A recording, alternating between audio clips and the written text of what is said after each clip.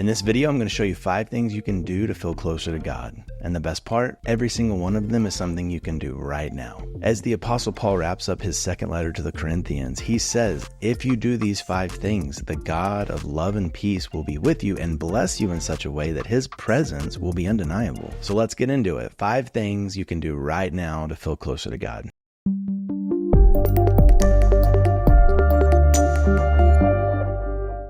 Hey guys, I'm Josh. I know feeling far from God can be scary and confusing, and not knowing what to do about it, not knowing what steps to take next can just be discouraging. I've been in pastoral ministry for almost 20 years, and I have a doctorate in Christian formation and discipleship. So if you're looking for clear next steps to grow in your relationship with God, you'll love this video. I'm going to share 5 things the Bible says you can do right now that as you do them will actually help you feel closer to God. Now, the second one involves, I think, one of the most common reasons that people tend to feel far from God or cold towards God. And the 5th one revolves around one of the most powerful and encouraging promises from God in the Bible. The first one is rejoice. Life is hard and the world is full of messed up things, but we can always hit pause and ask God to help us remember the good things. James writes, every good and perfect gift is from above, coming down from the Father. But when we happen to be in a season of being unappreciative, so we're complaining a lot, or we're discontent, or we're just never satisfied, it makes sense that we would feel distant from the one who gives us everything that's good. This is why intentional gratitude is so important,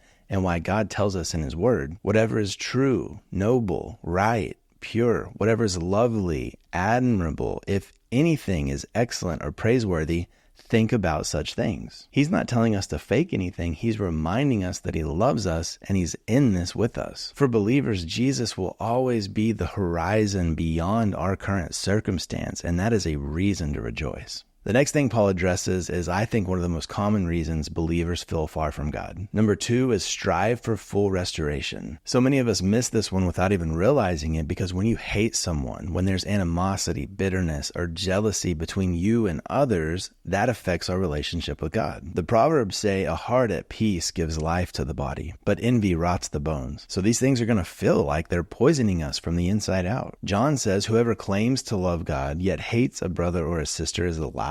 Whoever does not love their brother and sister whom they've seen cannot love God whom they've not seen. Striving for full restoration is about mending our relationship with God by mending our relationship with others. So if you find yourself being judgmental or critical or taking part in gossip or holding on to grudges, these are going to fester from the inside out and feel like barriers growing between you and God. But when we confess these things in our heart to God and we pursue others with the same grace and mercy with which he's pursued us, then we'll feel closer to God as he restores our relationship with others. So the first one's rejoice, and the second one is strive for full restoration, and both of these feed into number 3, comfort one another. When life gets tough, the world is full of things that offer peace and comfort, but then just leave us feeling more empty and broken than ever. So the Bible tells us to break that cycle and comfort one another with Christ's love and hope. Paul says elsewhere that we grow in our relationship with God by testing his will for us and then approving, yes, this is good, pleasing, and perfect. And the way we test his will is by doing what he tells us to do. So serving sacrificially, giving generously, praying for those we don't care for, forgiving those who've wronged us. But we don't experience that God's way is best if we don't test it. And we won't test it when our focus is self-centered and our concern is personal comfort, which means we won't feel the closeness to God that comes from him being the source of our hope and comfort. And the thing we're putting our hope in instead is what we begin to point others to. But when you share the love and hope of Jesus, not only are you sharing a promise that will not disappoint, you're also being reminded that God loves you and he has a good, pleasing, and perfect will for you. We still have 4 and 5 left, and the 5th one has one of the most powerful and encouraging promises from God in the Bible. But you're going to see why we need this next one now more than ever. The 4th one is be unified. When you put your hope in religion, politics, activism, or even your own ambition, the one thing you can count on is division between you and anyone who thinks differently than you do.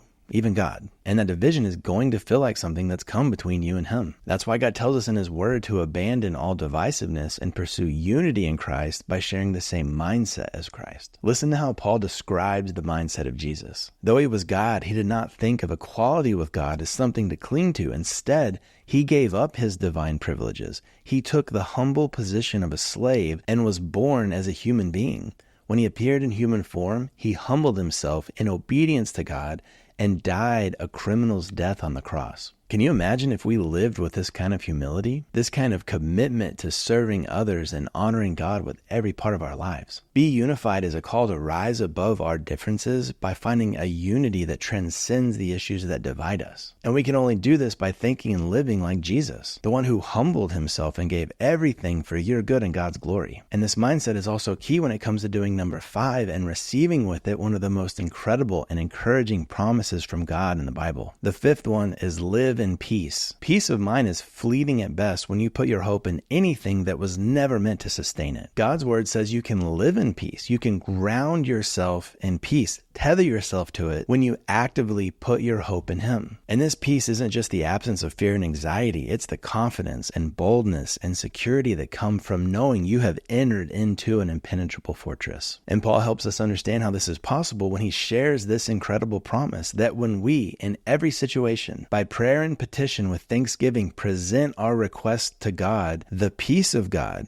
which transcends all understanding, will guard your hearts and minds in Christ Jesus. So true peace isn't some planned out pursuit of balance and calm in your life. It's a miraculous gift from God when you put your hope and trust in him despite the raging storms of life. Because even when things don't look like you think they should and you take your worries to God, the Prince of Peace himself stands guard over you, protecting your hearts and your minds as you flourish in Christ. This is an incredible promise for anyone who puts their hope in Jesus, and you can do that right now by thinking back over these 5 things and asking God to help you see what it is that he's trying to show you. And when he shows you something that's in your heart, or maybe a particular way that you're thinking about something that's not from him, acknowledge that to him. Talk to him about it. Tell him, I see this. And if necessary, ask him for forgiveness and ask him for help in remembering these things as you try to live them out. And thank him for his love and truth and presence in your life. If you found this helpful, you might enjoy some of my other videos. I'd love to hear your thoughts in the comments or any ideas you might have for future topics. If you enjoyed this video, you can subscribe to get more just like it. Thank you so much for watching, and we'll see you next time.